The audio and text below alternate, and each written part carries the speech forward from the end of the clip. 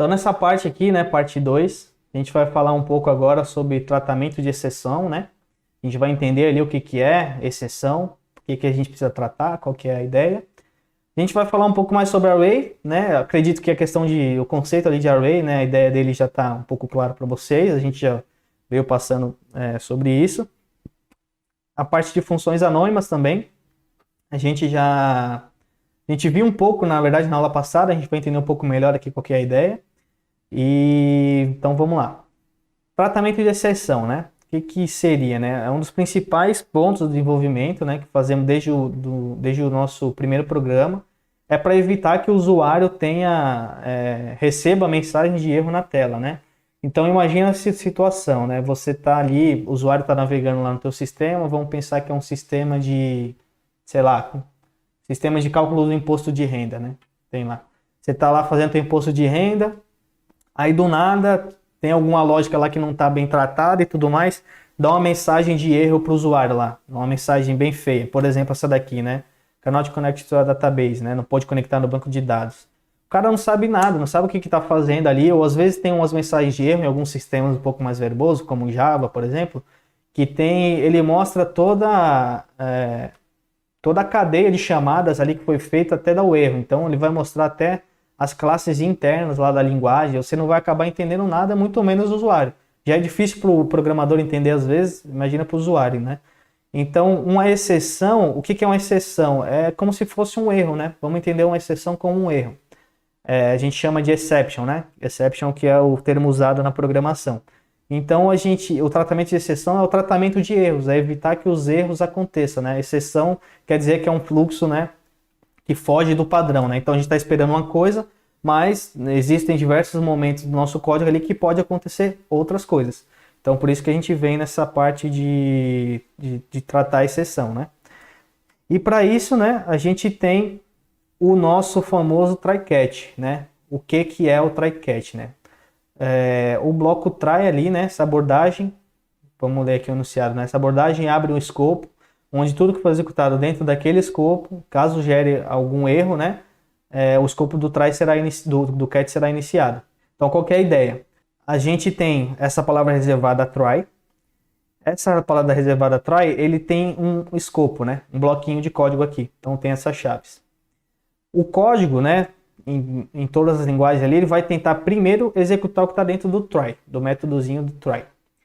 Caso gere algum erro inesperado em qualquer parte do código ali do try, ele entra automaticamente no bloco do catch, ou seja, ele evita que esse erro apareça direto para o usuário. Você ainda tem uma chance de tratar essa mensagem, de fazer alguma lógica aqui específica.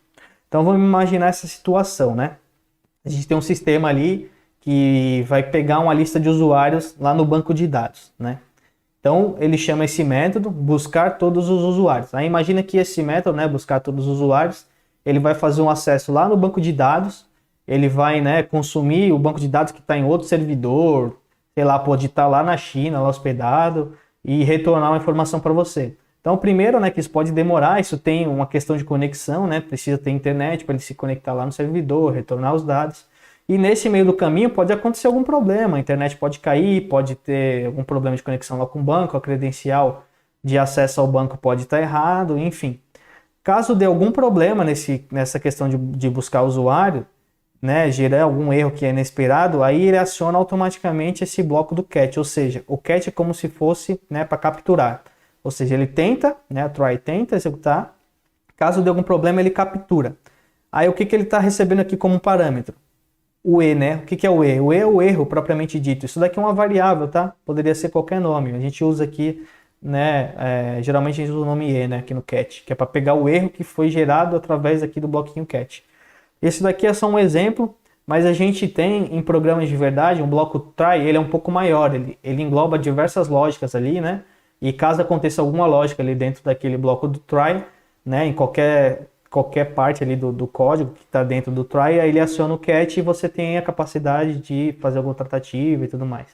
Nesse caso aqui, ele está simplesmente mostrando uma mensagem mais humanizada para o usuário, né? Falando que deu um erro ao buscar os usuários. Ou seja, aqui não vai mostrar, né, que deu problema conectar com o banco e tudo mais. Só fala que deu problema ao buscar usuários. Uma coisa que a gente como programador poderia fazer nesse caso, né, é enviar uma notificação para o administrador do sistema. Então imagina que você, né, o administrador do sistema, o usuário está lá usando o teu sistema, tentou buscar alguma coisa no banco de dados, deu problema. Aí mostra essa mensagem para o usuário e automaticamente poderia te notificar também, ó, deu problema aqui e tal, precisa verificar. Aí você já sabe, né, proativamente que precisa resolver alguma coisa. Além do try catch, né, então recapitulando, o try é o bloco principal ali. Ele tenta processar o que está dentro do try. Caso dê algum problema, ele cai no catch, ou seja, o catch ele é opcional, ele não é sempre que vai ser executado. O try ele tenta sempre executar, ele sempre vai entrar no try para tentar executar. Ele pode não conseguir executar o try inteiro, mas ele vai sempre tentar executar tudo que está ali dentro do bloco do try. Caso dê algum problema, ele vai acionar o catch, né? Mas só caso dê algum problema. Se não der nenhum problema, não vai executar o catch. E a gente tem o finally, né? O que é o finally? O finally, ele significa, ele vai ser sempre executado. Tanto se deu certo, né? Se o try foi tudo processado, ou se deu algum erro, ele vai ser sempre executado. Então, nesse exemplo aqui, né? A gente tem essa variável, notificação, né? Scopelet e tal, igual a uma string vazia. A gente chama esse método, né? Então, imagina que a gente tem esse sistema de processar pagamentos, né? Então, todo dia ali à noite, né? Roda uma atividade lá no servidor que é para processar os pagamentos pendentes dos clientes. Então, processa os pagamentos pendentes. Caso dê algum problema nesse processo de pagamentos aqui, né, de processar pagamentos, ou seja, imagina que a gente tem, sei lá, 2 milhões de usuários para processar pagamento. Caso dê algum problema, algum desses usuários aí, dê algum erro, né, vai gerar uma exceção, algum cenário que a gente não tratou. Aí o que acontece? O catch, ele captura, ou seja, ele tenta processar essa primeira linha. Deu algum erro, ele não continua para a linha de baixo, ele já vem direto aqui para o catch. Então o catch ele simplesmente troca a mensagem aqui, né? Erro ao processar pagamentos. E o finally, ele é sempre executado, né? Ou seja, fez o try, fez o catch ou não, ele vai executar o finally. Então no finally ele está sempre notificando o administrador do sistema, falando se deu certo o processamento ou se não deu. Então vamos recapitular aqui. Cenário feliz ele pega a lista lá de pagamentos que precisa ser processado, processa todo mundo, faz todas as cobranças, acabou de processar, ele vem para a linha de baixo, que é, né, simplesmente colocar a mensagem da notificação, né, pagamentos processados com sucesso. Como deu certo o try, processou as duas linhas, ele não vai cair no catch, certo? Então ele pula direto aqui para o finally, que vai simplesmente notificar o administrador do sistema, falando que os pagamentos foram processados com sucesso. Beleza. Mas caso desse algum erro no processamento de pagamento, ele cairia aqui no catch, e a mensagem aqui da notificação do administrador seria diferente, né? Seria essa daqui. Erro ao processar pagamentos. Tá bom? Então, é um conceitinho um pouco mais tranquilo aqui, a gente vai ver na prática, mas ele é muito tranquilo. Então, o try tenta executar, se der algum problema, cai no catch e, dando problema ou não, ele executa o finally. Finally a gente acaba usando um pouco menos, né? Mas a ideia dele, caso você tenha alguma situação que precise sempre ser executada, independente de sucesso ou de erro, a gente costuma colocar ali no finally. E o tratamento de exceções, relembrando, que é para evitar que os usuários tenham surpresas ou para a gente fazer alguma captura, notificar alguma situação específica e tudo mais. Arrays. A gente já falou, né, sobre arrays, vocês já conhecem, né, mas a gente vai reforçar um pouco mais aqui. Aqui no JavaScript, diferente do C# e do Java, que você tem uma separação entre listas e arrays, no JavaScript, as listas e os arrays aqui, né, a sintaxe é a mesma, a classe no final é a mesma, né, tá? A sintaxe, o jeito que a gente define é a mesma. Como a gente é uma linguagem aqui, né, o JavaScript é uma linguagem de tipagem fraca, a gente não tem né, aquela definição do tipo, né, e tudo mais. Então a sintaxe é sempre igual. Então a gente já viu várias vezes ali, né, a gente declarou array de strings, né? Importante que a gente sempre, por mais que a tipagem seja fraca, né, que a gente não misture tipos nos arrays, né? Então imagina que esse array aqui a gente está esperando funcionários. Imagina se eu colocasse aqui, né, Emerson, e colocasse 1, 2, 3, colocasse um objeto, sabe? Ficaria uma bagunça para manipular. É importante que a gente mantenha sempre como boa prática, né, os arrays do mesmo tipo de dado, né? Então, no array de string vai ser sempre string, array de número vai ser sempre número, e assim por diante. E cada valor no array, né, separado por vírgula. Então, aqui nesse caso das notas, né, então a gente tem o 9, tem o 7, tem o 8, tem o 937 aqui, tem o outro 8. Então, cada vírgula separa um valor ali nessa lista. Então, né, E aqui é a mesma coisa, a gente tem 3 nomes, né, de funcionários. Então cada um seria um valor, teria um índice exclusivo para acessar ele ali na lista, né? É usada bastante para a gente armazenar mais de um valor na mesma variável, né? Então o array serve para isso, array ou lista, né, como a gente pode chamar aqui no JavaScript. Aí aqui algumas situações, né, interessantes que a gente pode usar no dia a dia para a questão dos arrays. Então a gente pode manipular, né, para manipular uma lista não é uma tarefa fácil, né? São muito utilizados no dia a dia e precisamos exercer a inteligência nela como, né? Encontrar um registro no meio da lista que atenda uma condição, ou seja, imagina que a gente tem uma lista X, sei lá, uma lista de aprovados no Enem, né? Digamos assim, um exemplo. E a gente quer achar uma pessoa específica nessa lista de aprovados lá. Então a gente precisa manipular toda essa lista. Ou a gente quer pegar essas listas aí, vamos no mesmo exemplo aqui dos aprovados lá do Enem. A gente quer segmentar, né? Vamos segmentar ali por idade, sei lá, vamos segmentar por bairro, vamos segmentar por escola. Então a gente pode pegar dessa lista maior, separar a lista menores, né? A gente pode ordenar, ou seja, vamos ordenar por nota essa lista, vamos ordenar por ordem alfabética, vamos ordenar por cidade, sei lá. Ou vamos formatar essa lista para facilitar a nossa manipulação, ou seja, né? Imagina que eu tenho na minha lista ali o nome das pessoas só que forem aprovadas, mas eu não nem do nome, eu quero o nome e a nota junto. Então a gente pode pegar a lista, trabalhar ela para manipular ela de diversas maneiras diferentes, né? E no caso do JavaScript, né, essa manipulação se dá de uma forma relativamente simples, né, compreensível. A própria classe array, né, ou seja, quando a gente está definindo aqui com esse colchetes, né, abre e fecha colchetes, isso daqui, né, tem uma classe por baixo, tem um molde, né, chamado array. É uma classe mesmo lá de JavaScript e ela tem essa sintaxe. Ou dá para a gente instanciar uma classe, realmente a gente vai ver ali na parte 3, né, como é que manipula classes, objetos.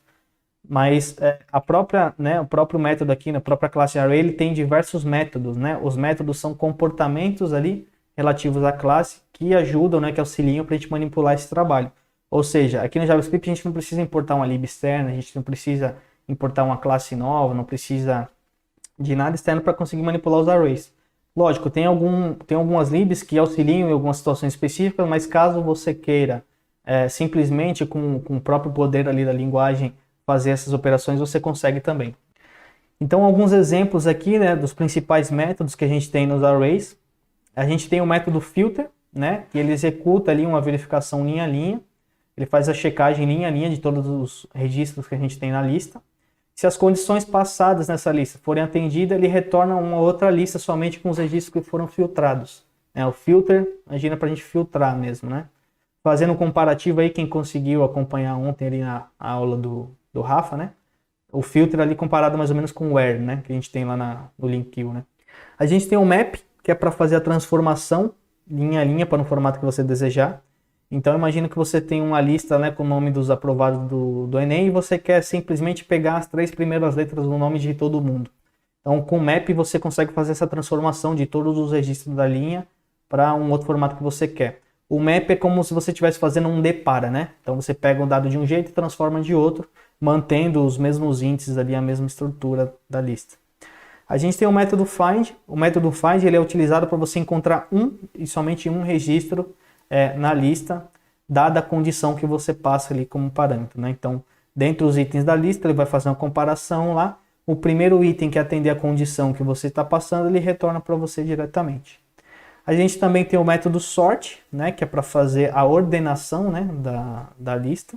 E a gente tem o método push, que o push é para adicionar algum elemento na lista, beleza? Aí um conceito importante aqui, né, no JavaScript são as funções anônimas, né? Uma função anônima é uma instrução ou expressão embutida, né, entre aspas ali, que pode ser usada em qualquer outro método que um dos seus parâmetros de entrada seja um callback. Por que eu estou falando de callback, né? Não sei se vocês lembram lá na aula passada de JavaScript, quando a gente estava lendo os dados de entrada lá do usuário, lembra? A gente implementou, né, criou aquela interface, né, do leitor, e lá no leitor a gente tinha um método question. A gente vai ver um pouco lá na prática. E se eu não me engano, foi até uma pergunta do Paulo ali. Ele comentou que, né, que não tinha entendido muito bem o que era aquele parâmetro lá, né? Aquele segundo parâmetro que a gente passou uma função como segundo parâmetro. Essa função que a gente passou no segundo parâmetro é o chamado de callback. Porque imagina que é o seguinte, né? Quando a gente está pedindo para o usuário imputar algum dado, a gente não sabe que momento que o usuário vai imputar, né? Não vai ser exatamente no momento que a gente pedir para ele imputar. O usuário pode pegar aqui, a gente pedir para ele imputar, ele ir tomar uma água, ele sair para passear com o cachorro. Então, o callback, ele é usado geralmente quando é para execução de alguma coisa assíncrona. Lembra que a gente comentou de assíncrona na primeira parte?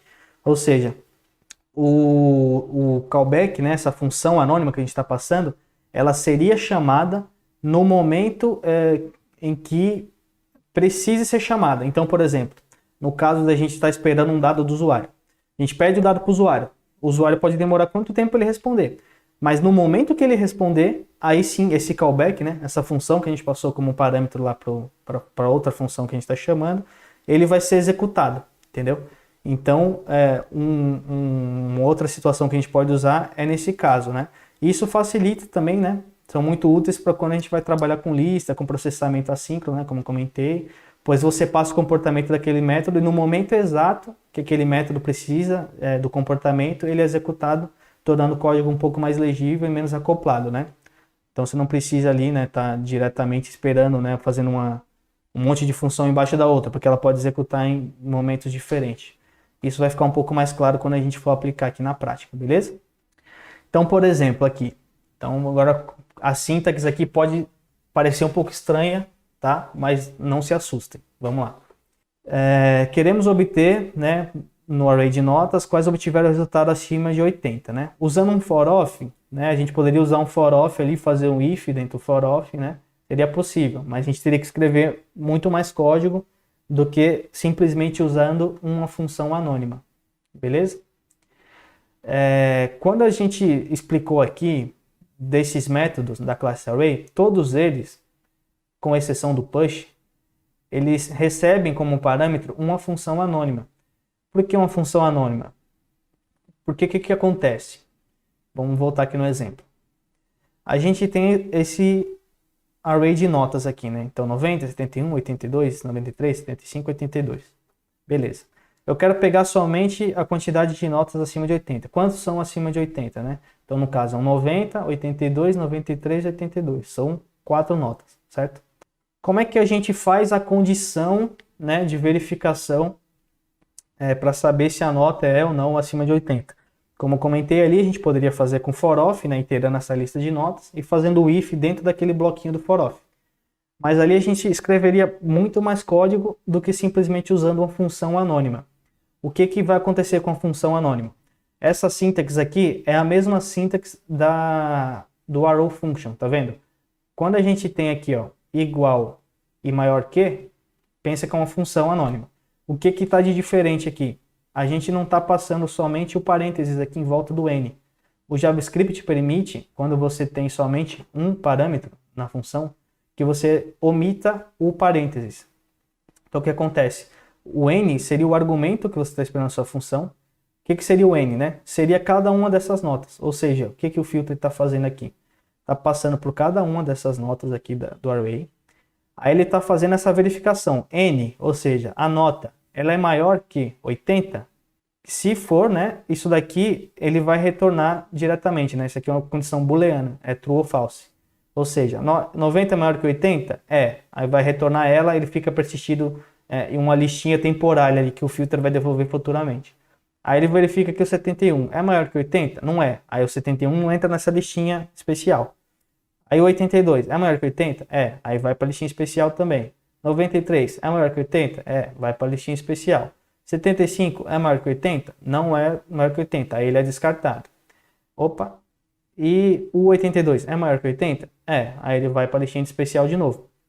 Depois que devolveu, né, fez o filtro dessa listinha especial, a gente pega simplesmente aquela propriedade length que a gente já viu na primeira parte aqui, que é para pegar o tamanho total daquele array, né, tamanho total do array.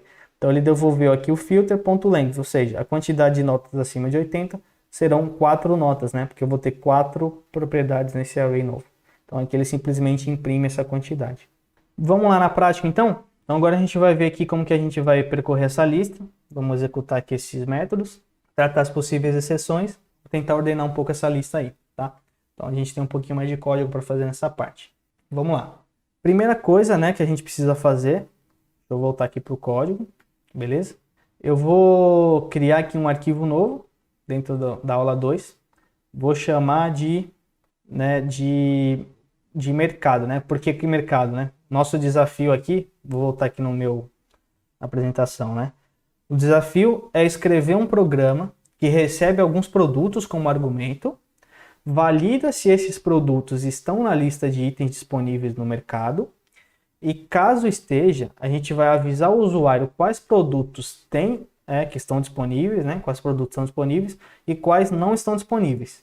E por último, a gente vai exibir a lista de produtos disponíveis ordenados em ordem alfabética, né, do mercado para que o usuário possa pedir na próxima vez. Então vamos começar aqui, ó. Aqui a gente tem um enunciado do nosso problema. Voltando lá na aula de lógica, como é que é, né? A gente tem o enunciado do nosso problema. Primeiro a gente precisa entender o problema, beleza? Entendemos o problema? Ok, a gente precisa, né, receber como argumento, a gente precisa ali validar se os itens estão na lista e tudo mais e exibir de um jeito ou de outro, beleza?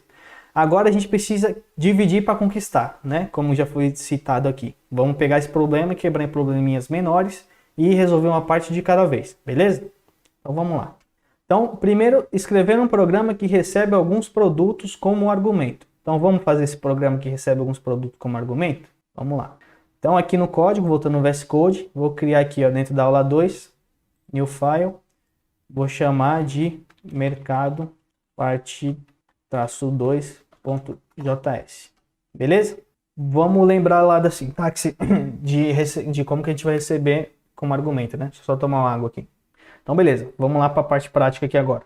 Voltando aqui, né? Então, o nosso mercado, o nosso programa, a gente precisa, nesse primeiro momento, receber a entrada do usuário. Então, como a gente viu na última aula, a gente precisa importar o módulo readline, né? Então, o nome da constante, que é o nome da variável, né? A gente sempre coloca como boa prática o nome do próprio módulo que a gente vai importar, para ficar claro para quem estiver lendo, saber o que está sendo tratado. Aqui no JavaScript, como que a gente importa o módulo? Usando essa palavra aqui, né? Esse método global aqui, né? Essa função global chamada require. Então no require, o que ele está esperando como argumento é simplesmente o nome do módulo, que no caso é o readline, que a gente está fazendo aqui. Beleza, salvei. Com isso eu já posso ler do usuário? Não, a gente precisa criar o nosso leitor, né? É a nossa interface de leitura. Então eu simplesmente declaro uma nova variável chamada leitor. Aí eu vou falar aqui igual a readline.createInterface. Beleza. Aqui na interface, o que ele está esperando como parâmetro, né? Ele espera um objeto. Beleza? Então eu abro e fecho chaves. Nesse caso aqui, estou passando dentro do argumento da função. Ou seja, ele é um objeto, né? E o que ele tem de propriedade aqui nesse objeto? Ele tem o input, né? A sintaxe aqui do objeto, né? 2 pontos, né? O nome da propriedade, 2 pontos, o valor. O valor vai ser aquela variável global que a gente viu na semana passada, né? Que é o process.stdin, ou seja, a entrada padrão do sistema, que no caso é o nosso teclado, certo? E output é o process.stdout, que é a saída do terminal aqui, né? Beleza, criamos nosso leitor. Agora, como é que a gente pergunta para o usuário, né, o que ele vai precisar inserir aqui? Com aquele método, né, conhecido como question. Então, para fazer uma chamada de método, a gente usa essa sintaxe aqui usando o ponto, né? Então, leitor.question. Aí, olha só, vamos até fazer um link aqui já, ó. Quando a gente abre e fecha o parênteses, o próprio Visual Studio Code, ele já mostra aqui, né, quais são os argumentos esperados, né? Então, ele está esperando, né, o nome da variável aqui, né, que está definido lá na implementação. O tipo dela é uma string. Ele fica em negrito aqui porque é onde está nosso cursor, né? Nosso cursor está no primeiro argumento. E o segundo parâmetro, ele está esperando um callback. Lembra que eu comentei ali do callback, da função anônima? Então, aqui, ó, ele espera um callback, né? Callback. O callback é uma função anônima. O que significa esse void aqui? Significa que ele não retorna nada. Void é sem retorno. Esse callback vai ser chamado quando o usuário responder essa pergunta, ou seja, a variável aqui answer, né, do tipo string. Qualquer coisa que o usuário digitar ali na linha de comando vai ser tratado como uma string, beleza? Então vamos lá, vamos fazer a pergunta para o usuário. Vou pedir para ele o seguinte: digite a lista de produtos, digite a lista de produtos separado por vírgula. Aí, dei 2 pontos aqui, vamos relembrar aqui, eu coloquei um barra N no final.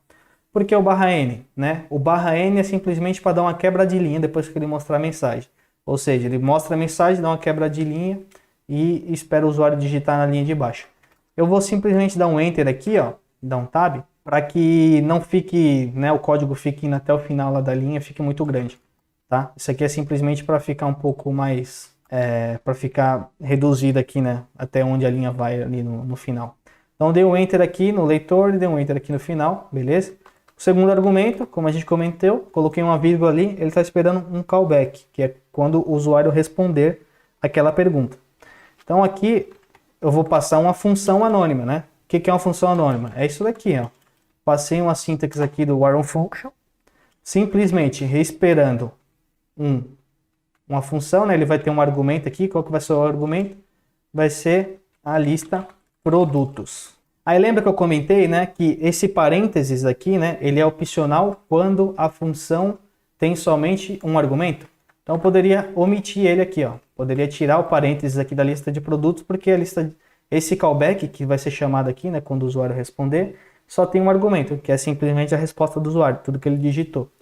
E dentro desse escopo aqui, né, desse bloco, é a lógica que a gente vai tratar pegando a resposta do usuário como parâmetro. Beleza. Coloquei um ponto e vírgula aqui depois do question, só para a gente fechar, né? Legal. Agora é o seguinte, lembra que eu falei que o JavaScript ele é assíncrono, né?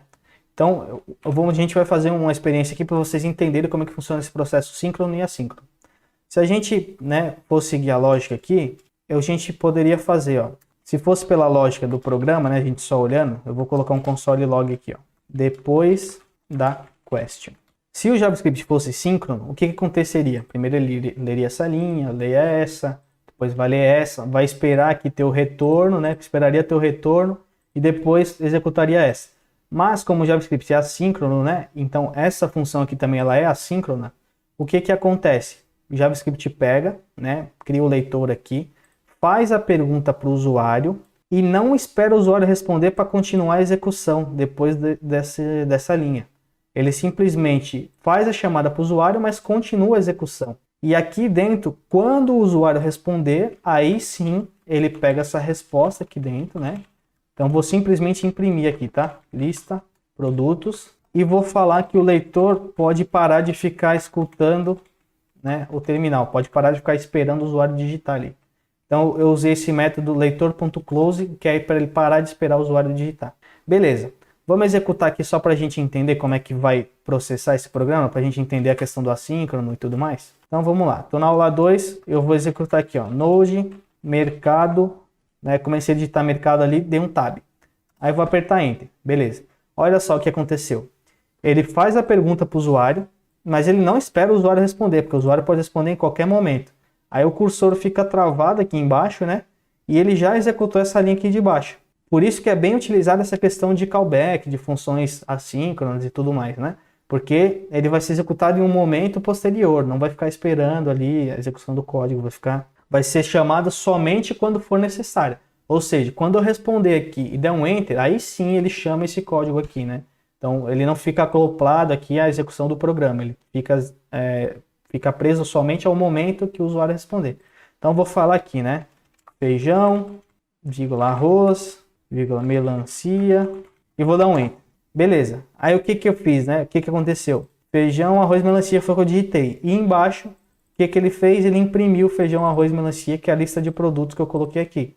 Tá vendo? Então depois da question aqui, esse console log, ele foi executado antes desse, porque, né, por isso que é a questão do assíncrono. Então primeiro ele executa, né, continua a execução de todo o programa, e depois que o usuário respondeu, aí sim ele chama esse callback aqui, né? Essa função anônima.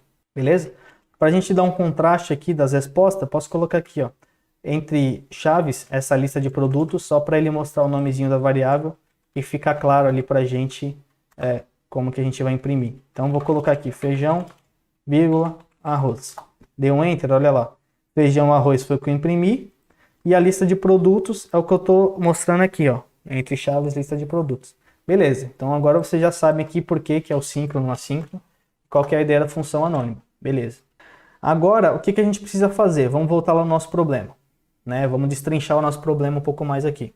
A gente recebeu alguns produtos como argumento. Agora a gente vai verificar se esses produtos estão na lista de itens disponíveis do mercado. Beleza?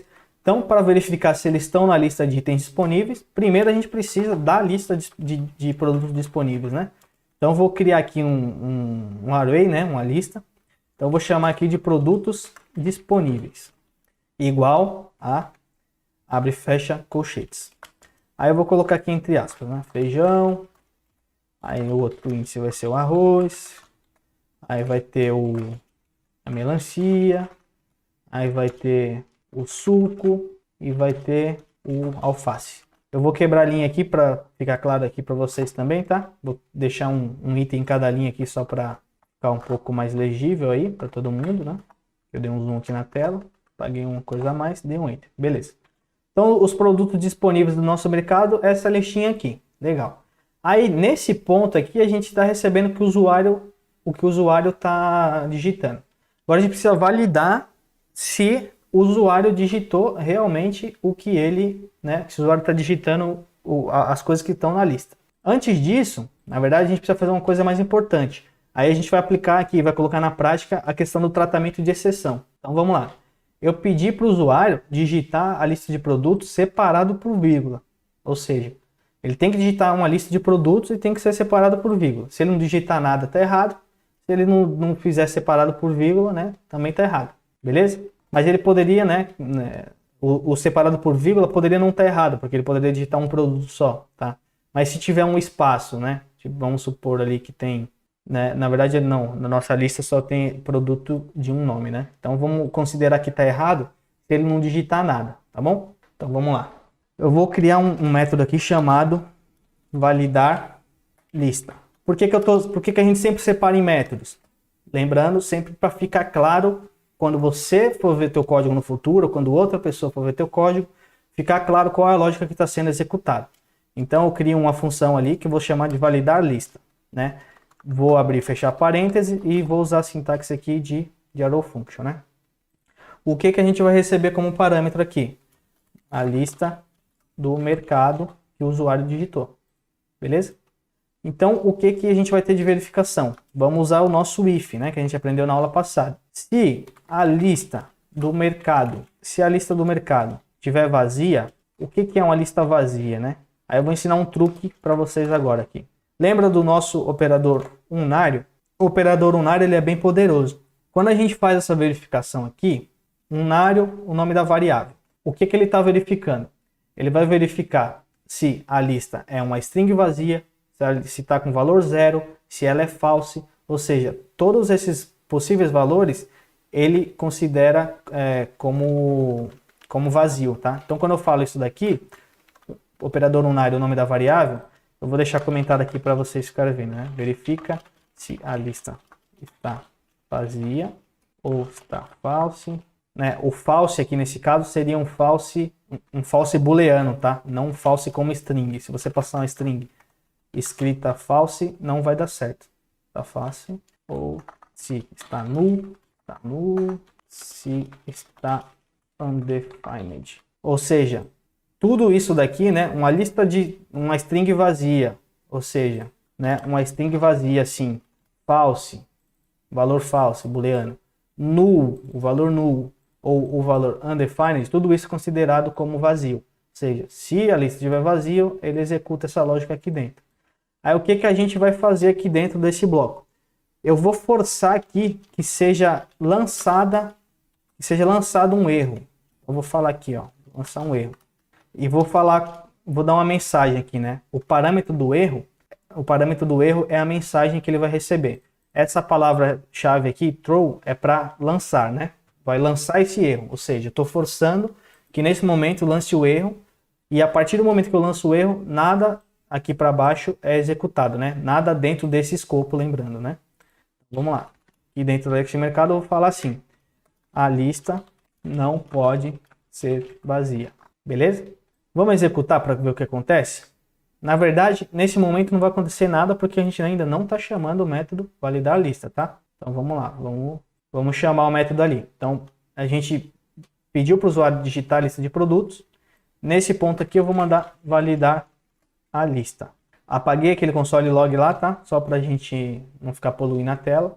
E o que vai ser o argumento desse validar a lista? Vai ser essa lista produtos. Então, lista produtos, legal. Aqui na lista de produtos, vou salvar. Aí a gente vai testar agora, tá? Voltei para o terminal, apertei Ctrl L para limpar, né, o que eu já tinha escrito antes.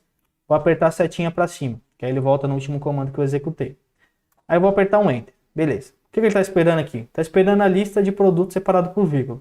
Mas eu não vou passar nada, vou simplesmente dar um Enter. Aí olha o que acontece. Olha essa mensagem aqui, ó. Ele, né, fala aqui, pediu separado por vírgula, aí ele deu essa mensagem, readline.js, linha 1147, esse throw error aqui. E aqui para baixo ele mostra, né, uma lista grande aqui, né, um monte de coisa que foi executada ali para dar o erro. Isso daqui não é bacana, né, para a gente mostrar para o usuário. Aí sim, agora a gente vai entender ali a questão do tratamento de exceção, né? A gente vai captar esse erro e vai fazer com que mostre uma mensagem mais amigável para o usuário, tá? Desculpa aí, eu não sei se vocês estão ouvindo, né? A bateção aqui, os caras devem estar arrumando alguma sala aqui no prédio. Então vamos lá. Dentro aqui da lista de produtos, eu vou usar aqui, ó, try, espaço, né? Aí eu vou abrir o bloquinho, né? O bloquinho aqui é sempre chaves. Dou um espaço e vou escrever aqui o cat, que é o que a gente viu. Aí o cat, ele recebe um argumento que é o erro, né? Então vou colocar o e aqui, né? O nome da variável. Aqui poderia ser qualquer coisa, tá? Erro, poderia ser aqui, erro lançado. Aqui é uma variável, então você pode dar qualquer nome, tá? Vou chamar simplesmente de e, que é o que a gente usa geralmente. E vou mover esse validar a lista aqui para dentro do try, ou seja, tenta validar essa lista primeiro. Tô com o cursor aqui na linha do validar lista, seguro o Alt e aperto setinha para cima. Ele move o validar lista ali para cima. Beleza. Primeira coisa, né? Eu só dei um Enter aqui. Lista, né? Vai tentar validar a lista. Depois que validou a lista, eu vou simplesmente dar uma mensagem aqui para a gente entender se a lista foi validada ou não.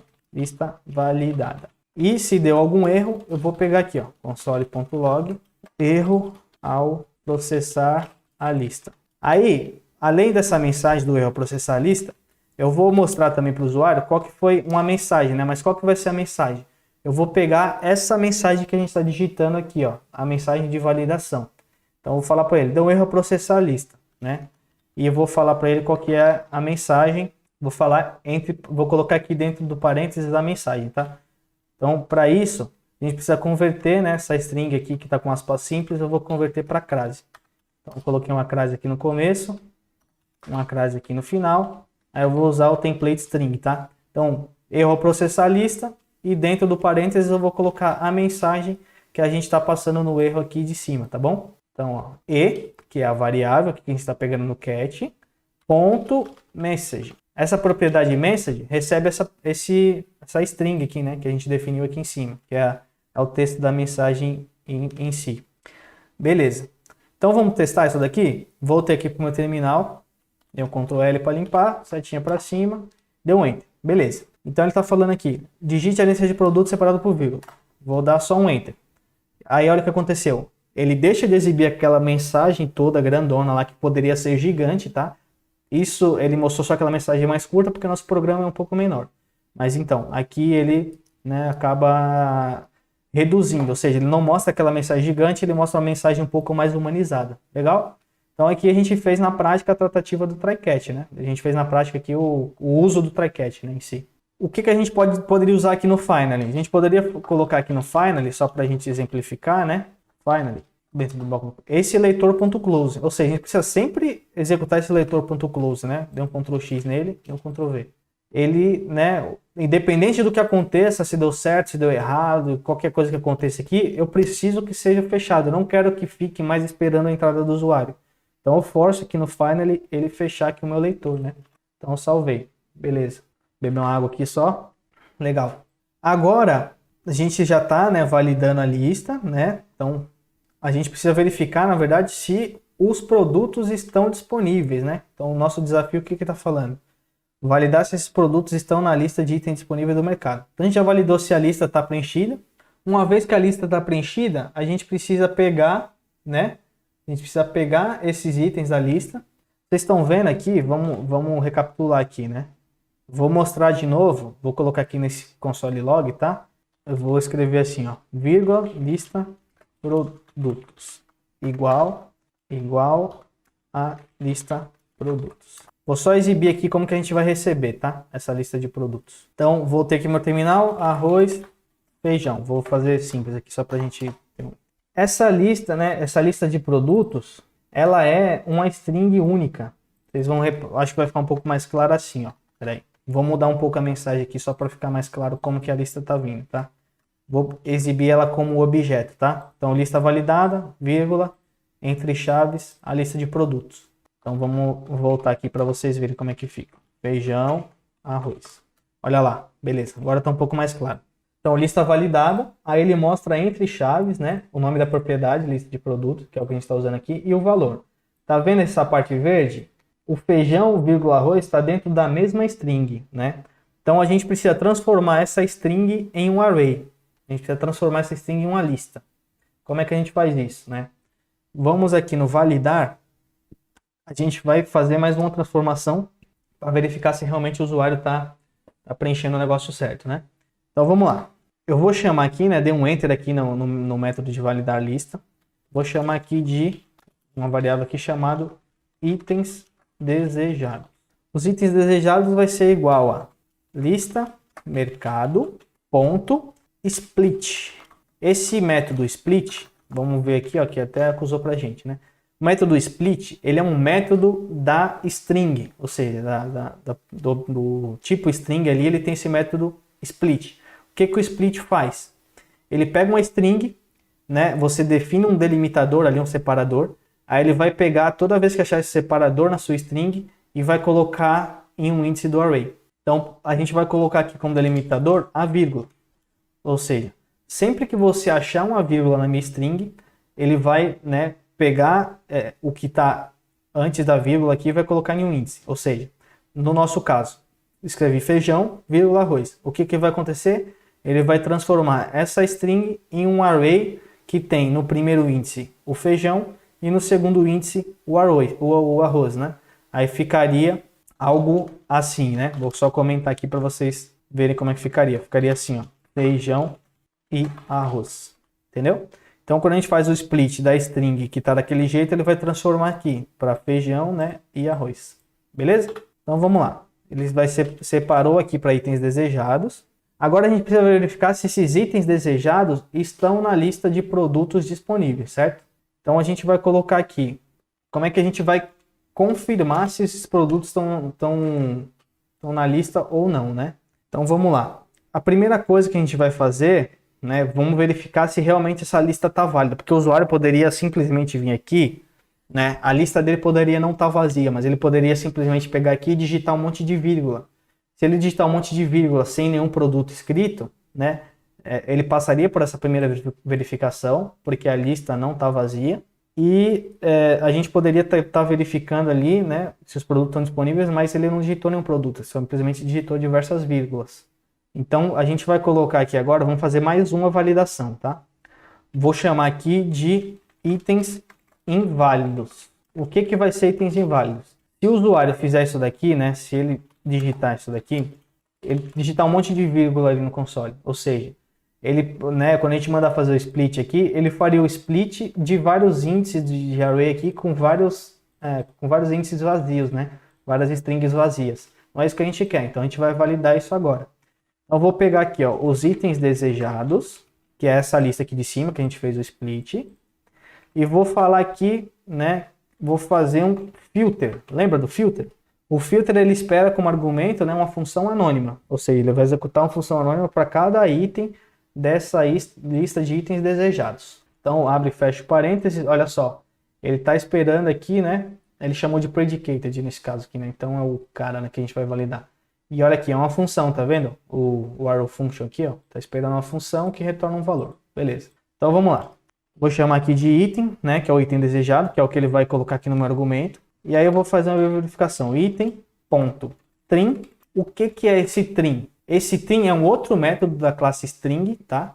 o que que o trim faz? Ele tira os espaços de um lado e do outro. Ou seja, se o usuário digitar isso daqui, né, um monte de vírgula um do lado da outra, ou se o usuário fizer isso daqui, né, strings espaçadas, né, a gente vai conseguir capturar, porque o trim, o que que ele vai fazer? Ele vai tirar todos os espaços que tem antes ou depois da palavra. Então o trim, ele tira os espaços, né? Então primeira coisa, pega tudo que o usuário digitou, separa tudo onde tem vírgula e transforma no array. Depois de transformar no array, faz um filtro, né, tirando os espaços e verificando tudo que está vazio, né? Então eu vou chamar aqui eu vou colocar aquele operador unário lá, lembra de novo? Vou colocar aqui, ó, que a gente usou aqui em cima, tá? Então ele vai verificar se é uma string vazia, se é falso, se é null, se está undefined. A mesma coisa. Então, se tiver vazio, vamos traduzir isso daqui, né? Se o item tiver vazio, né, depois de dar o trim, depois de remover os espaços, ele vai devolver, né? Então vai ser verdadeiro. Aí eu vou colocar aqui, depois do filter, um ponto length. O que que eu estou falando aqui nessa expressão, né? Estou falando dos itens desejados que o cara digitou, filtra todo mundo que está vazio, e me devolve a quantidade de itens que estão vazios dessa lista que ele digitou. Ou seja, de todas as palavras que ele digitou, verifica se tem alguma que está, né, que ele colocou só uma vírgula e não digitou nada. É isso que eu quero verificar. Aí eu vou dar um Enter aqui depois e vou fazer assim. Se itens inválidos for maior que 0, ou seja, o usuário está tentando me sacanear aqui. Então, não vou deixar ele me sacanear. A gente vai falar aqui, vamos lançar um novo erro. Então, vamos falar aqui, ó, throw new error. Aí aqui a gente vai usar o template string de novo. Então, vamos lá. Colocar as frases, né? Ponto e vírgula. Aí eu vou falar assim, ó, existem. Aí eu vou usar aqui, ó, $chaves, itens inválidos, né? Que seriam a quantidade de itens inválidos. Itens inválidos. Inválidos. O que que eu tô falando aqui, né? Ele vai exibir para a gente o número, né, a quantidade de itens inválidos que tem na lista que o usuário digitou. Ou seja, esses itens inválidos aqui é uma variável, certo? E aqui a gente está simplesmente mostrando a mensagem. Então vamos fazer um teste disso daqui? Salvei, dei um Ctrl L, né?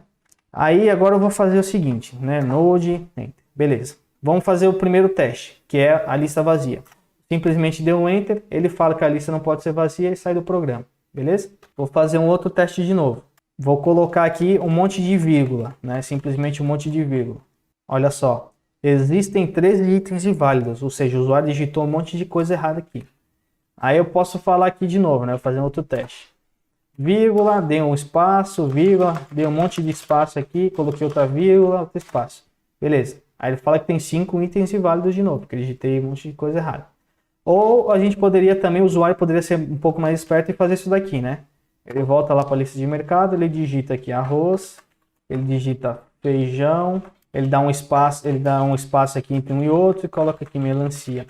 Aí a gente consegue capturar, né? Pegou esse carinha aqui, ó, que ele está inválido, ele colocou ali entre vírgula um item inválido, beleza? Então a gente já está validando ali se o cara colocou a lista vazia ou se ele colocou a lista inválida, beleza? Show de bola. Agora, o que a gente precisa fazer, né? A gente precisa retornar aqui. Como a gente já separou, né, os itens desejados, né? A gente já separou, a gente vai fazer agora a gente vai devolver, na verdade, essa lista a gente vai devolver essa lista parseada aqui, né? Essa lista aqui, esse array que a gente já fez, né? Para não precisar fazer de novo. Então, vou colocar aqui, return itens desejados. Então, já separou ali que o usuário digitou em um array, uma lista. Mandamos validar a lista aqui. E dessa validação da lista, a gente vai receber uma variável aqui chamada lista validada, né? Lista válida. Ou seja, tudo que o usuário digitou, se passou pela validação, a gente está devolvendo aqui os itens desejados, né? Que é a lista válida no nosso caso. Dei o nome aqui de lista válida. Beleza. Pegando essa lista válida, agora a gente precisa ver a disponibilidade dos produtos. Porque no nosso desafio, ele está pedindo para verificar se os itens estão disponíveis no mercado. E caso esteja, avisar o usuário quais produtos tem e quais não tem. Então vamos fazer essa parte, né? A gente validou, a gente fez a validação ali para fazer o treino ali do try-catch. Agora a gente vai pegar as listas, nós vamos fazer uma separação ali para ver quais produtos estão na lista do mercado e quais que não estão na lista do mercado. Beleza? Vamos fazer isso. Então vamos colocar aqui uma nova variável, né, chamada disponibilidade. Eu vou chamar um método aqui que a gente vai criar ainda, tá? Mas vamos, o que eu costumo fazer aqui, né? Eu vou sempre já, tipo, escrevendo um pouco da lógica aqui, vou definindo o nome das funções, sem mesmo ter criado ainda, para já ter mais ou menos uma noção aqui de como que ficaria a escrita, né? Então, uma coisa que ficaria claro para mim, então, seguindo a lógica, ele primeiro o programa valida a lista, depois ele verifica a disponibilidade. Então, eu vou chamar um método aqui chamado obter disponibilidade. Disponibilidade. Beleza. O que esse obter disponibilidade vai receber? Vai receber a lista válida, né? É o que a gente tem ali, certo? Então agora a gente vai criar esse método, obter disponibilidade. Ele vai pegar essa lista válida e vai separar para a gente os produtos que tem disponível e os produtos que não tem disponível, tá bom? Então vamos lá. Depois aqui do nosso método validar lista, eu vou dar um enter, né, aqui embaixo, declarar aqui const obter disponibilidade igual a, o que eu estou recebendo aqui, tá? Vou receber, na verdade, aqui de baixo, né, a lista válida. Então, lista válida. Aí eu abro e fecho a função, certo? E agora a gente vai processar. O que a gente vai devolver aqui dessa disponibilidade? Vamos devolver essa disponibilidade duas propriedades, né? A gente pode até reduzir aqui devolvendo um objeto. Então a gente vai devolver a lista de itens disponíveis e a lista de itens não disponíveis. Então vamos criar duas listas, então, tá? Vou chamar de essa lista aqui de cima, então, na verdade, vou chamar só de produtos, tá? Produtos, mercado. Vou chamar de produtos de mercado essa lista aqui de cima, porque eu quero usar esse nome, né? Produtos disponíveis aqui embaixo, só para não fazer confusão aqui, tá? Vou inicializar ela como um array vazio e vou criar uma outra lista aqui chamado produtos indisponíveis, igual a um array vazio também. Beleza. O que eu falei que a gente ia retornar? A gente vai retornar esses dois valores. Então vou já deixar o retorno aqui, tá? Return. Eu vou retornar eles dois como um objeto, ou seja, vou retornar um objeto que vai ter um índice chamado produtos disponíveis, uma propriedade chamada produtos disponíveis, e o outro que vai ter propriedade produtos indisponíveis. Ou seja, nesse objeto ele vai ter duas propriedades, produtos disponíveis e indisponíveis. Olha só, ele vai pegar, né? Por que ele já faz um link aqui, o editor, né? Porque ele sabe que esses produtos disponíveis, eles viram a propriedade desse objeto e o valor que tiver nessa lista vai ser o valor dessa propriedade, tá bom? A gente vai pegar aqui, né? Depois que foi validado, a gente não precisa mais mostrar que a lista foi validada, a gente pode mostrar diretamente a nossa disponibilidade, né? Então vamos colocar simplesmente duas mensagens aqui embaixo, sem entrar na lógica lá da disponibilidade, só para a gente já verificar se o fluxo de funcionamento aqui da nossa aplicação já está correto, certo? Então vamos lá. Os seguintes produtos estão disponíveis. Aí eu vou colocar uma vírgula aqui e vou falar aqui, ó, disponibilidade. Quem é disponibilidade? Essa variável que guarda o retorno da chamada desse método obter disponibilidade, que simplesmente retorna, né, a lista de produtos disponíveis e indisponíveis. Então vou chamar aqui, ó, vou até dar uma quebradinha, tá, para ficar mais visual aí para vocês. Disponibilidade, ponto. Até o Visual Studio Code já autocompleta aqui para a gente, né, os valores possíveis, né. Então vou chamar aqui de produtos disponíveis, legal. E aqui na linha de baixo, né, desculpa, em outro console log, tá, eu vou exibir os produtos indisponíveis. Então vou chamar aqui, os seguintes produtos estão indisponíveis. Beleza. Vírgula. Aí qual que vai ser o valor que eu vou exibir da nossa variável ali, ó, disponibilidade.produtos indisponíveis. Legal. Ponto e vírgula aqui no final. Então, só para recapitular nossa lógica, né? A gente tem lá em cima, voltar lá no começo do programa. Definimos nosso readline, que é o cara que vai, né? É o pacote ali que vai fazer a leitura do que o usuário digitou no terminal. Criamos o leitor. Definimos a nossa lista de produtos do mercado. A gente já criou um método aqui para verificar a lista, que recebe a lista do mercado, né, que é o que o usuário digitou ali no terminal. A gente está verificando se a lista do mercado está vazia. A gente está convertendo a lista, né, do mercado, a string que o usuário digitou, né, está separando as vírgulas ali, né, e transformando no array. Está percorrendo sobre esse array e filtrando os produtos, né, filtrando os itens da lista ali que estão vazios, né, para ver se o usuário não digitou nada errado, colocou algo que não deveria, porque a gente quer que nessa lista tenha somente tenha realmente produtos, né, tenha valores preenchidos. Se itens inválidos for maior que zero, a gente dá uma mensagem para ele, né, na verdade lança um erro, né. Nesse momento que a gente lança o erro, a gente já está capturando o nosso erro aqui, né, no try catch aqui embaixo, e está mostrando uma mensagem um pouco mais humanizada para o usuário não ter uma exceção ali na cara dele sem ser tratado, beleza? Dando tudo certo, né, não entrando nesses ifs aqui de exceção, né, de erro, ele retorna a lista de itens desejados, né, o return é retorno. Devolveu a lista de itens, né, de itens validados, a gente jogou nessa variável lista válida. Essa lista válida a gente está passando como parâmetro aqui para esse outro método chamado obter disponibilidade, que a gente ainda não fez a lógica dele, tá? Só colocamos aqui a definição das propriedades. Então colocamos aqui produtos disponíveis e produtos indisponíveis, que vai ser o que a gente está retornando. Aí a gente está pegando aqui, ó, os produtos disponíveis e indisponíveis e está exibindo aqui na tela uma mensagem com os itens disponíveis e indisponíveis. E aqui no Finally, a gente sempre, né, se deu certo ou se deu erro, independente disso, a gente está chamando aqui o Finally para fechar, para não ficar esperando mais o usuário digitar. Então vamos só testar aqui, ver se o nosso fluxo está ok até o momento. E a gente já vai fazer a implementação ali dos itens disponíveis e indisponíveis, tá bom?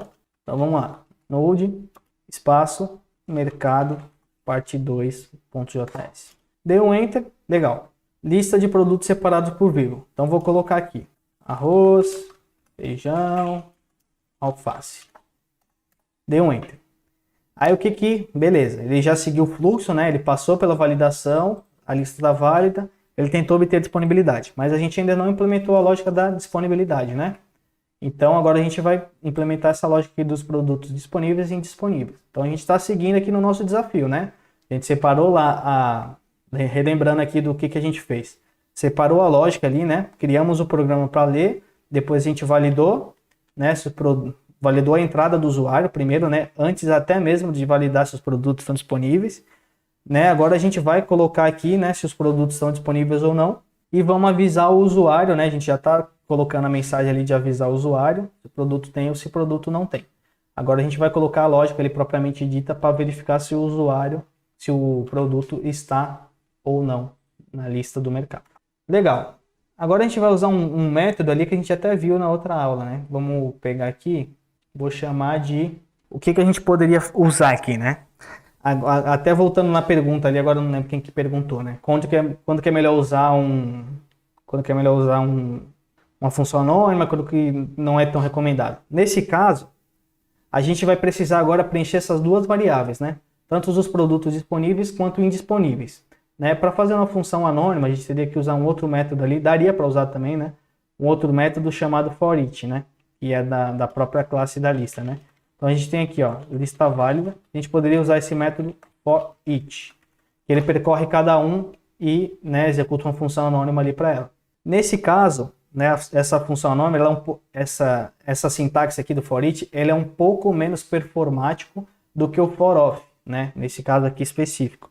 E como a gente vai precisar preencher essas duas variáveis, nesse caso eu aconselho aqui a gente usar o forOf, né? Porque a gente tem o número exato aqui de itens que precisa percorrer da lista e desses itens, né? Como é uma lista pré-definida, a gente já validou, já sabe que está tudo certo, a gente percorre ela e trabalha a variável em cima dessa própria lista usando o forOf.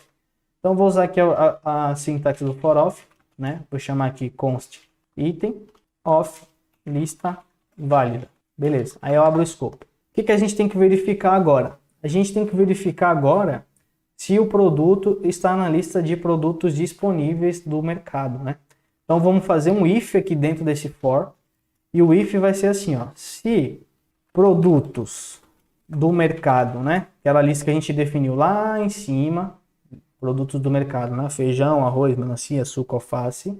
Se elas, né, incluem, né? Então esse método aqui includes, lembra que a gente usou na aula passada? Método inclui verifica se algum valor está dentro do array ou não.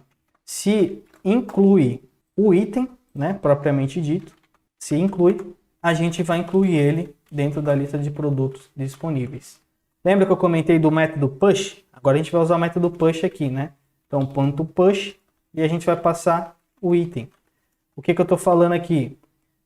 Produtos disponíveis, né? Insere esse item aí dentro da sua lista. Ou seja, a lista é a mesma, ele está simplesmente adicionando o item aqui, né? E caso, né, essa condição não seja verdadeira, ou seja, o produto não está na lista do mercado, else, né? Lembra do else? A gente vai colocar na lista de produtos indisponíveis. Aí vai usar aqui o método push do indisponíveis. Item, né? Legal? Então o que a gente fez até agora? Salvei, aí olha lá. A gente fez o for. Então o que a gente fez aqui? Não usamos o função anônima. Nesse caso aqui a gente fez o for off, que fica um pouco mais claro aqui o que a gente está fazendo, evita um pouco de complexidade.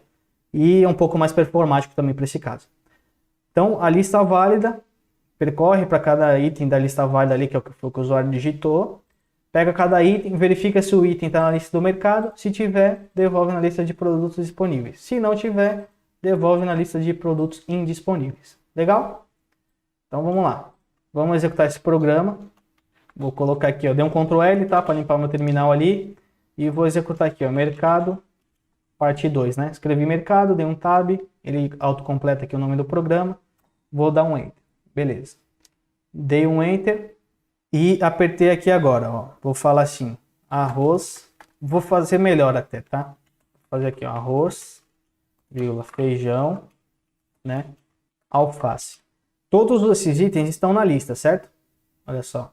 Feijão, o arroz e o alface. Todos eles estão na lista. Beleza. Dei um Enter. E olha o que aconteceu. Ele falou que somente o arroz estava disponível. E o feijão e o alface estavam indisponíveis. Mas olha só o que ficou aqui, né? Ele mostrou pra gente aqui, entre aspas, né, o arroz, bonitinho. Olha o feijão. O feijão tem um espaço, né? O alface também tem um espaço. É esse espacinho aqui que está entre a vírgula, né? Como é que a gente tira o espaço que está entre a vírgula? Lembra que a gente usou aqui, ó, método trim? A gente precisa usar o trim aqui também nesse item, tá? Para ele tirar o espaço dos lados da lista ali. Beleza. Dei um Ctrl S para salvar. Voltei para o meu terminal, vou limpar aqui o que foi executado. Aí eu vou chamar aqui, ó, Node Mercado Parte 2. Beleza. Nessa parte aqui agora eu vou digitar de novo. Arroz, espaço, feijão, espaço, alface, espaço, repolho. Vou dar um Enter. Olha só, aí ele já inverte a nossa lista ali, né? Então os seguintes produtos estão disponíveis. Arroz, o feijão e o alface. E os seguintes produtos estão disponíveis, né? O repolho. Olha só que louco, né? Aqui na lista ele colocou ainda um espaço. Por quê, né? Porque a gente está tirando o espaço simplesmente para fazer a verificação e não na inclusão do item. Então eu vou chamar aqui uma outra variável chamado item formatado, que vai ser um item que a gente vai fazer uma transformação em cima dele, né? Então a gente vai pegar aqui, ó, igual item.trim, né? Vamos tirar os espaços dos dois lados. Tiramos os espaços, a gente vai usar, ao invés de usar o item aqui na comparação, a gente vai usar o item formatado. Então eu vou tirar aqui, né, o item.trim, para não precisar fazer de novo. Vou usar aqui item formatado. E aqui embaixo no push a mesma coisa, item formatado. Aqui de novo a mesma coisa, formatado. Beleza. Vamos recapitular de novo aqui para a gente não se perder. O que a gente fez até agora aqui no obter disponibilidade? Declaramos duas variáveis, produtos disponíveis e produtos indisponíveis. A gente está percorrendo essa lista validada, então a gente está fazendo um looping aqui, né? Está fazendo uma repetição para essa lista validada. A gente está, para cada item dessa lista que o usuário digitou, a gente está executando esse método trim, o método trim da classe do tipo string, né? O trim, ele vai tirar os espaços de um lado e do outro, ou seja, esse espaço aqui que a gente está vendo, tá vendo? Aqui no terminal vocês podem ver que tem um espacinho, a gente vai remover esse espaço.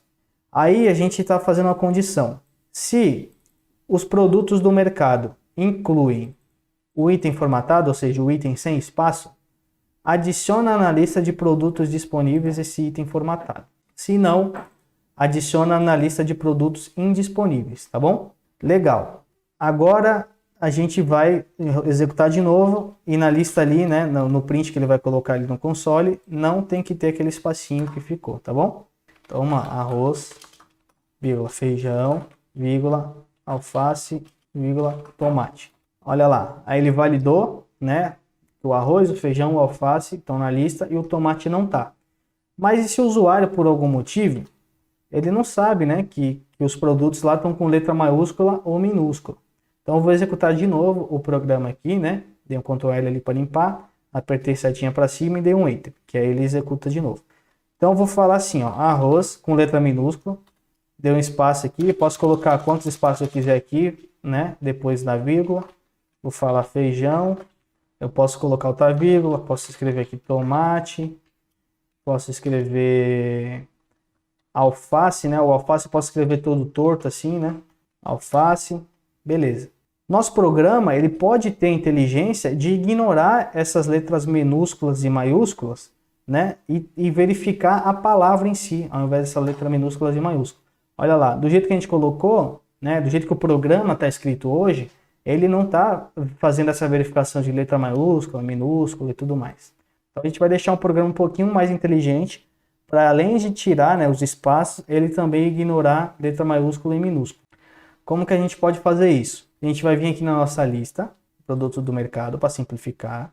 Vou colocar aqui, ó, todos os nomes dos produtos, começando com letra minúscula, tá bom? Alface, beleza. Então tá tudo com letra minúscula. Venho aqui para baixo, na função de obter disponibilidade. E agora, aqui no item formatado, além de tirar o espaço, eu vou chamar também um método da classe do tipo string chamado toLowerCase. O que esse método faz, né? Vou dar um enter aqui para ficar mais claro. O primeiro caso, ele tira os espaços de ambos os lados. E o segundo método, ele transforma toda aquela string, deixa tudo em letra minúscula para ficar padronizar, tá? Para padronizar, entendeu? Então, como a nossa lista ali do mercado está tudo em letra minúscula, o usuário pode digitar de qualquer jeito. Letra maiúscula, letra minúscula, diferentes tamanhos de letra e tudo mais. E aqui a gente força para que seja sempre em letra minúscula para fazer a comparação. Aí a gente acaba deixando o nosso programa um pouco mais robusto, né? Então vamos voltar aqui para o terminal. Vou voltar aqui, ó, node, ponto, mercado, aula, parte 2, dei um enter. Legal. Aí eu vou escrever aqui, ó, tudo em letra maiúscula, arroz. Vou escrever aqui, ó, feijão. Vou colocar aqui o alface, de qualquer jeito assim. Posso escrever aqui o tomate. Posso escrever aqui água e assim por diante, né? Posso escrever aqui também a melancia, que a gente tem lá na nossa lista. Então tudo separado por vírgula. Quando eu dou um enter, olha só, ele ignora ali, né, do jeito, tudo que eu escrevi de qualquer jeito, ele padroniza, deixa tudo em letra minúscula, aí sim ele separa a lista de disponíveis e indisponíveis. Então no primeiro, né, o arroz, o feijão, o alface e a melancia, ele está na minha lista do mercado, e o que está indisponível é o meu tomate e a minha água, né, que eu coloquei aqui na lista, eles não estão na lista do mercado. Beleza, até aqui a gente está conseguindo, avançando no nosso desafio, né, na nossa prática. Então, escrevendo um programa, né, a gente recebeu os produtos como argumento. Estamos recebendo como argumento. Beleza. Validando se esse produto está na lista de itens disponíveis do mercado. Então, antes disso, a gente está validando também, na verdade, a gente está validando também, né, se o produto está na lista, se o usuário está digitando, né, ou não, ali, se o usuário está digitando ou não, da maneira correta. Depois disso, a gente pega, transforma, né, a lista de produtos lá e verifica se ele está na lista do mercado. Aí tá falando ali, né, caso esteja, avisar os usuários quais produtos tem e quais não tem. E por último, o que aqui falta, né, exibir a nossa lista de produtos disponíveis ordenados por ordem alfabética, para que o usuário possa pedir da próxima vez. Agora o que falta é a gente ordenar essa lista, né, de produtos disponíveis usando a ordem alfabética. Beleza. Para isso, nosso último passo, então, fazer a ordenação da lista, beleza? Voltei aqui para o nosso método, né, para a nossa question, beleza? Então aqui na question, eu tô pegando aqui, né? A gente vai pegar, depois que a gente já tem a disponibilidade, a gente precisa fazer a ordenação da lista de produtos disponíveis e exibir para o usuário. Então, como é que a gente vai fazer a ordenação, né, de produtos disponíveis e indisponíveis? Lembra que a gente mostrou lá o método sort? Né? O método sort, ele é o que vai fazer a ordenação para a gente. Então, a gente vai pegar aqui, ó, vamos declarar uma variável chamada disponíveis ordenados, que vai ser a nossa lista de produtos disponíveis ordenados por ordem alfabética, beleza? Aí a gente vai pegar, como que a gente vai ordenar? Vamos pegar a disponibilidade, que é essa lista de itens aqui, né? Que retornou do método ali obter disponibilidade. Vou dar um enter aqui só para ficar um pouco mais legível. Vou chamar o método, vou chamar a propriedade, né? Produtos disponíveis, certo? E vou dar um outro enter aqui embaixo. Vou usar o método sort da classe array. O método sort, como eu comentei, ele serve para fazer a ordenação em si, tá?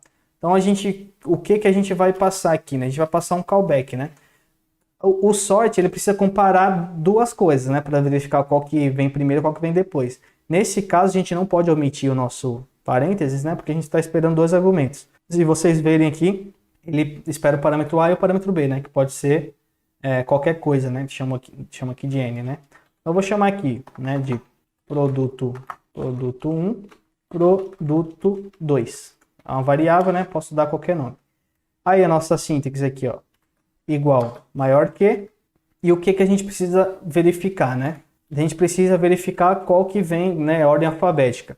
Para fazer isso, existe um método especial aqui da classe string também, chamado localCompare, que aí ele vai fazer a verificação né, da ordem alfabética ali, ignorando acentos e tudo mais. Então eu vou chamar aqui, ó, produto1.localCompare, passando como parâmetro o produto 2.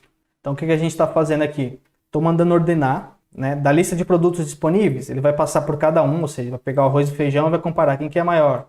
Vai pegar o arroz e o alface, quem que é maior. Vai pegar o arroz e melancia, quem que é maior. E assim por diante por todos, né? Vai comparar todos com todos, verificar quem que é maior e vai ordenar. E como que é feita essa comparação? Com esse método localCompare, né? Ele pega o produto 1, verifica quem que vem primeiro ali no alfabeto, né? E devolve a lista de produtos ordenados aqui para essa outra variável. Legal? Dei um enterzinho aqui embaixo. Eu vou falar assim, ó, console.log. Vou colocar aqui, ó, a string, né? Produtos disponíveis ordenados alfabeticamente.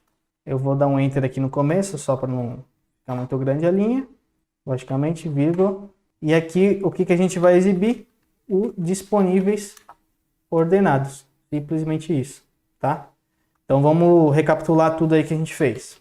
Voltando lá no começo do programa agora. Primeiro importa a classe ali, o readline, né? A gente está fazendo ali a interface, né? Que vai fazer a leitura do que o usuário vai digitar. Declaramos a nossa lista de produtos. Fizemos o nosso método para validar a lista, ou seja, para ver se o que o usuário está digitando ali está fazendo sentido. Verificamos se não tem nenhum item válido, né? Tiramos espaços. Aqui a gente está convertendo, né? Que o usuário digitou para um array, né? Separado por vírgula. E devolve a lista de itens desejados depois de fazer esse parse. Depois, a gente tem um método aqui de obter disponibilidade, que recebe a lista válida, né? Que é essa lista aqui que devolve, né? Do método validar. A gente declara dois arrays, né? Produtos disponíveis e indisponíveis. Percorre a lista válida, né? Que o usuário digitou. Faz uma transformaçãozinha em cada item, ou seja, tudo que o usuário digitou aqui, né? O arroz, o feijão, o alface, o tomate.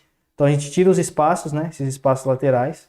E converte tudo para letra minúscula. Ou seja, o arroz fica tudo arroz assim, né? Letra minúscula, feijão também, tudo mais. Faz uma verificação aqui. Se, né, a lista de produtos de mercado inclui esse item formatado, né? Ou seja, tudo minúsculo e sem espaço. Adiciona na lista de produtos disponíveis esse item formatado. Se não, ele adiciona na lista de produtos indisponíveis, tá bom? Aí aqui, realmente a parte que importa, né, bem importante para a gente, é que faz a pergunta para o usuário. Então a gente usa o leitor.question, pedindo para o usuário digitar a lista de produtos separado por vírgula. Aí a gente chama os métodos, as funções que a gente criou ali em cima, né? Então eu chamo validar lista, passando a lista de produtos que o usuário digitou, e a gente chama esse método obter disponibilidade, que, né, faz aquela lógica lá dos itens disponíveis e indisponíveis. Aí a gente mostra a lista de produtos disponíveis e na sequência mostra a lista de produtos indisponíveis. Depois que mostrou isso, a gente exibe também a nossa lista de produtos disponíveis ordenados em ordem alfabética. Para isso, a gente está usando o método sort, né, do array ali. Método sort, estamos passando uma função anônima aqui, que está comparando o produto 1 e o produto 2. Essa comparação está sendo feita usando o método locateCompare da classe string. Beleza? E aqui a gente está fazendo um console log, né, que é para exibir a mensagem aqui no terminal, dos produtos disponíveis ordenados alfabeticamente. Vamos ver se está faltando alguma coisa aqui no nosso programa. Né? Escrever o programa que recebe os argumentos, valida se os produtos estão na lista. Caso esteja, avisa o usuário quais estão disponíveis e qual que não estão. E por último, exibe a lista de produtos disponíveis ordenados em ordem alfabética. Então, a gente fez tudo que o nosso desafio estava pedindo, certo? Vamos testar agora para ver se está tudo funcionando. Então, vou escrever aqui Node, mercado, parte 2. Vamos colocar aqui os produtos. Arroz, feijão, água, tomate, melancia, cenoura. Dei um Enter. No momento que eu dei o Enter, olha só. Vamos testar melhor essa ordem aqui, né? Ele deu os produtos disponíveis, ele deu os produtos indisponíveis. E aqui a ordem que a gente digitou, né? Os produtos já está batendo com a ordem alfabética. Vamos inverter um pouco a ordem para ver se a ordenação está funcionando. Então eu vou escrever aqui melancia, alface, tomate, feijão, cenoura e arroz. Dei um Enter. Beleza. O que pegou aqui, né? Eu escrevi alface errado. Mas olha só. O arroz estava por último, né? Já ficou em primeiro. O feijão também estava aqui no meio, ele já colocou na ordem certa. E por último a melancia. Ou seja, a nossa ordenação está funcionando. E nossa listagem, né? De disponíveis e indisponíveis também está tudo certo. Beleza? Então a gente chegou aqui no final da nossa parte 2, uma parte bem longa aí, bastante coisa. Boa noite aí para todo mundo, bom descanso para vocês. Qualquer dúvida é só chamar a gente aí, valeu? Se não é inscrito no canal ainda, inscreve, compartilha com 10 pessoas aí, que vai ficar cada vez mais interessante, tá? As aulas aí com a gente, beleza?